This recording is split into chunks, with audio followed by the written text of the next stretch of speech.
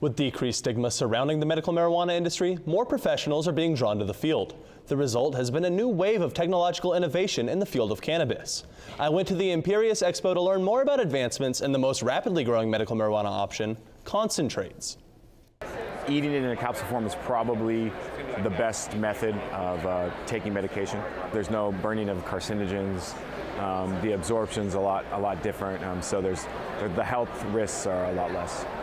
It might look like something out of a mad scientist laboratory, but turning raw marijuana into the concentrated THC needed to make edibles is no simple task.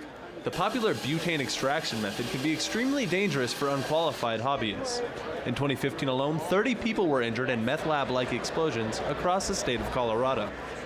Engineer Josh Gladfelter is trying to make the process as safe as possible. There's a lot of people out there that are not using proper electronics, and that's the most important aspect when you're dealing with flammable gases, is that you need a specific electrical classification on those electronics so that they're not going to be exposed to the vapors of explosive gases.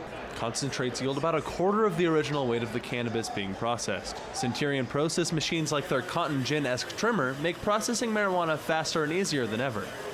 With innovation being the word of the day, it's hard to ignore the money side of things. In 2017, cash only is hardly viable, but because marijuana is still federally illegal, the banks are unwilling to work with marijuana-based businesses and companies. Groups like Alkeon offer solutions to this situation by using overseas banks like the Bank of Ireland to give them real checks and debit cards in their stores.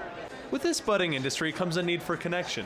There's an app for that. Weeder, the self-proclaimed Groupon of the marijuana industry, connects customers to deals at local dispensaries and plans to branch out to include non-cannabis based companies which are marijuana friendly. So we're definitely not saying that you by any means can smoke weed on site, right?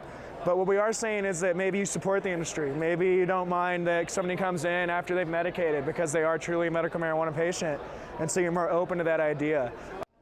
There are more than 119,000 medical marijuana cardholders in our state, according to an Arizona Department of Health Services report from February of this year.